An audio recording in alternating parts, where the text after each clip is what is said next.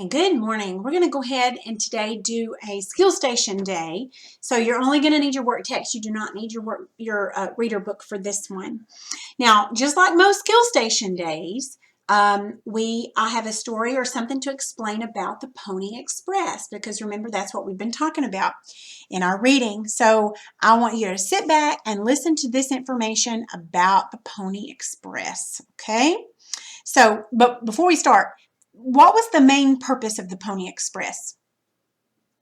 To deliver the mail, right? Okay, so here we go. So in March of 1861, a month before the Civil War began, it seemed that Lincoln's inaugural address would help Californians decide whether to stay in the Union or to join the Confederate States in secession.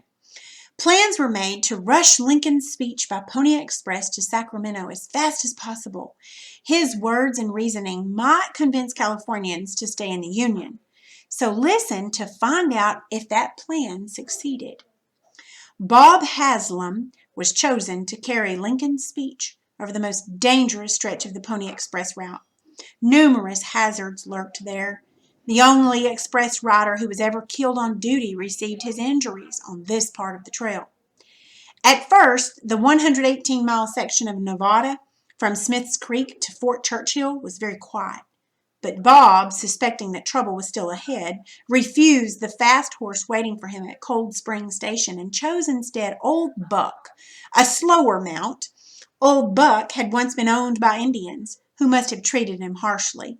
Old Buck hated Indians and would alert Bob if he sensed any nearby. It was dark, so Bob watched Old Buck carefully as they rode westward toward Middlegate Remount Station. Several miles out, Old Buck snorted, and his ears stood straight up. A little farther on, Old Buck snorted again and began to shake his head. His ears still pointed ahead, but when they passed through one patch of brush, Old Buck's ears flicked to the sides. Bob knew this was it. The attack came suddenly. Wild yells and flying arrows did not keep Bob and Old Buck from pressing onward.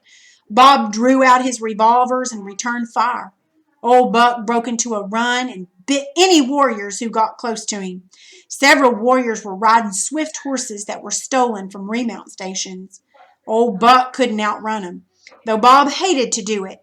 He shot the swifter horses to save his life and to help them save the Union. Bob was also injured that night. An arrow hit his left arm, leaving it useless. A second arrow broke his jaw and knocked out 5 teeth. Pain almost caused him to lose consciousness, but he struggled to overcome the dizziness. Old Buck carried him on, successfully reaching Middlegate. Though he was covered in blood and barely recognizable, Bob not only reached Middlegate, but completed the rest of his ride that night. Lincoln's speech reached California in record time, and California remained in the Union. That's a good story. All right, let's go ahead and look at our pages that we're going to do today. We're going to be on pages 246 and 247. So let's look at page 246. Now we're talking about words that when you put a suffix on them, and words that if you say them differently, they mean something different. So let's look at this right here. You see this prepare? You see how this right here is the accented syllable, so we say prepare. Okay, now look, if we put the suffix shun, preparation. See how the accent moves here? Preparation. What about recognize? What about recognition? See how it comes on that third syllable, the one right before the suffix? What about admire? Admiration. See how that changes things up a little bit? All right, let's look at these words here. President, presidential. History, historians. Impossible, impossibility. See where those change? It always changes. When you put a suffix, it changes to the next to the last, or generally the last syllable before the suffix. All right, and then we have words that if you change the accent one way or another, it changes the meaning of the word. So this word would be you would say this word content, because this has the accent syllable. Content. Well, the writer was not content to ride fast with the speech. Okay, content means happy. But look at this one. Spelled the same, except now they've put the syllable on this one. Now let's say it with the syllable on this one. Content. The content of the speech might save the union.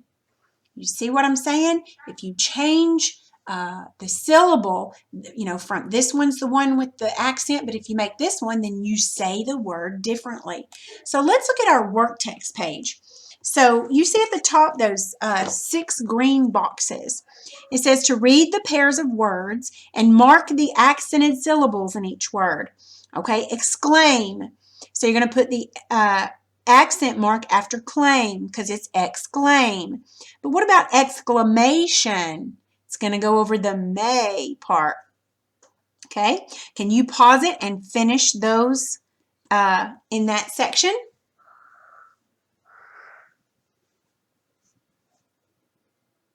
All right, the rule is when a suffix is added to some words, the accent shifts to the syllable right before the suffix. Okay, you should have finished those.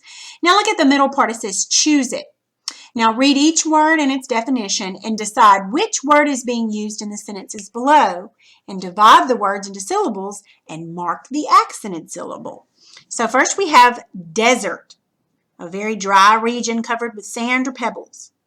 And then we have desert, to leave or abandon. Not dessert like you eat a sweet treat, but dessert. Okay, to leave or abandon. Notice where those accent marks are. They're spelled the same, but the accent marks are different. Now, look at number 1 right below that picture. It says some express stations were located in the desert. So you're going to put, that one's going to be that first one. So you're going to put the dot between the S and the E, and the accent mark goes over the S because it's desert. Okay, I don't want to desert you, but the mail can wait. Dessert. It's going to be the second one. So the accent's going to go, the dot is going to go between the E and the S. And the accent syllable, the accent is going to go over the second syllable, zert, over the T. Okay, look at the last two. You've got minute, which is a unit of time of 60 seconds, or minute, very, very small or tiny. Number 3 says, riders stopped at express stations for no more than 3 minutes. So the dot's going to go between the N and the U, and the accent is on the first syllable, minutes. Okay. Number 4, minute grains of sand could blow into the rider's eyes. Okay. It's going to go between the I and the N, and the accented syllable is the second syllable, minute. Okay, so the accent changes or shifts when the meaning of the word changes. Okay, look at the next page, 247. Now it says to read the definitions on the right and then mark all the sentences that contain the same word meaning as the first sentence. Okay, so I'm going to have you do this yourself. You got to read, you got to pay close attention to where the accent syllables are at.